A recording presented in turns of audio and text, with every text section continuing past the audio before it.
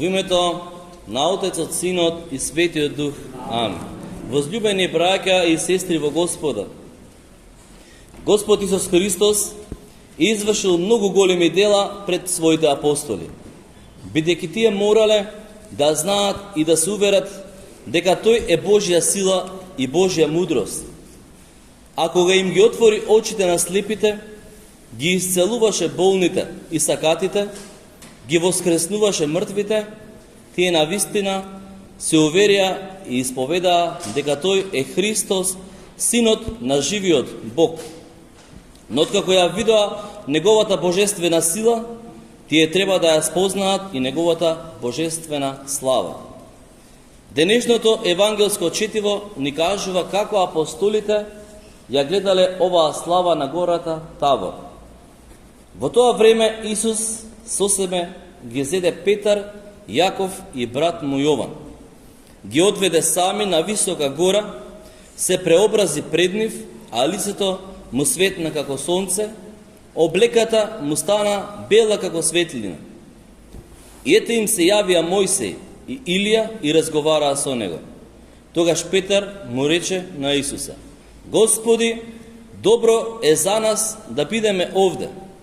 Ако сакаш да направиме овде 3 настрешници, една за тебе, една за Мојсей и една за Илија.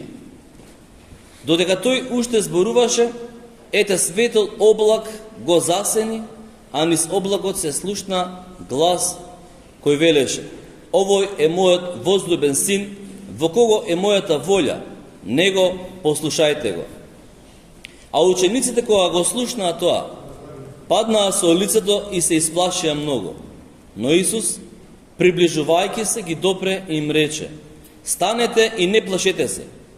И кога ги подигнаа очите, не видоа никого освен сам Исус. И кога слегоа од планината, Исус им заповеда и им рече: Никому не кажувајте за ова видение, додека Синот човечки не воскресне од мртвите. Преобразувајќи се во слава Господ Исус Христос, на своите ученици им го покажал своето божествено достоинство. Затоа Негово достоинство сведочи и Бог Отецот, чиј глас се слушна. Тој ни заповеда да го слушаме Него, односно Христос. Има една сигурност во оваа заповед. Христос е нашиот единствен учител и ментор. А бидејќи Он е Син Божи, патот и вистината и животот, тоа е доволна неопходна причина да не води на правиот и вистинскиот пат и да не доведе до добриот и спасоносен крај.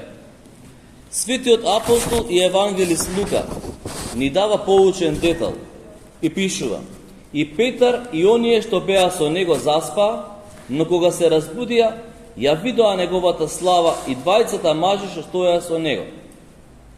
Нормално, во состојба на сон, тие не можеа да ја видат славата на преобразениот Спасител, како и Мојсей и Илија, кои разговараа со него, но мораа да се разбудат.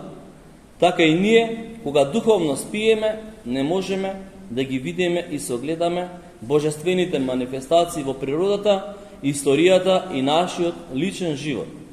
Мораме духовно да се разбудеме и тогаш светлината Христова ќе блесне врз нас.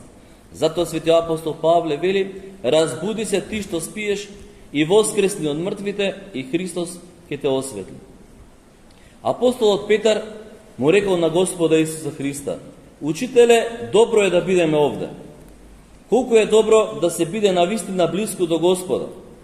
Нашата душа е исполнета со мир, нашето срце со радост, нас не грее Божјата благодат. Ако на краткотрајниот поглед на преобразениот Спасител апостолите доживеа вистинско блаженство, колку е поголемо и трајно блаженството на небото, каде што праведниците го гледаат Бога лице в лице и уживаат во заедницата со ангелите и со светителите. Копнежот по Бог е еден најсилен и најнеодолив стремеж на човечкиот дух. Затоа псалмопевецот пее: Како што кошутата копнее по потоци, така и мојата душа, Боже, копнее по Тебе. Потребата за морална обнова и прочистување за духовно просветлување и преобразба е длабока човечка потреба. На табор Господ им ја покажа на своите ученици својата божествена слава и својата божествена природа, но и ние луѓето носиме нешто божествено во нас, затоа што сме создадени по образот и подобието Божјо. И имаме божествен здив во нас. На крајот на краиштата самиот Бог не нарече во известна смисла богови велики. Реков, вие сте богови, сите сте синови на Севишниот. И нашата крајна цел и врховна задача не е да умреме како грешни луѓе и да паднеме, туку да се стремиме кон Бога и Неговото совршенство. Внатрешната преобразба е плод на сите дејства на Божјата благодат, која ја осветува и просветлува целата наша двојна природа. И како што светлината на сонцето не само што сјае, туку и загрева и носи радост и живот, така и благодата што не преобразува, носи и ни раѓа духовна топлина, мир и радост во Светиот Дух. Од таа причина и со право Светиот Отец Серафим Саровски како цел на христијанскиот живот укажува на стекнувањето на благодата на Светиот Дух. Преображението на Господа Исуса Христа е поттик и залог за нашата лична и јавна духовна и морална трансформација. Тоа недвосмислено кажува дека неопходно е да се преобразиме, да станеме според зборовите на светиот апостол Павле, ново создание во Христа Исуса. Да го оставиме стариот човек, да се обновиме духовно и да го облечеме новиот човек, создаден според Бога во праведност и во светост. Браќа и сестри, денес повеќе од кога било на светот му треба морална трансформација. Без таква морална промена не е можен вистински и среќен живот. Затоа постојано да се трансформираме во добрина. Ако сакаме да ја видиме славата Божја, да се очистиме од гревовите и пороците и почесто да ја миеме совеста со светите тајни исповед и причас. Затоа да го слушаме саканиот Син Божи, кој не поучува преку своето свето Евангелие во законот на праведноста и добрината.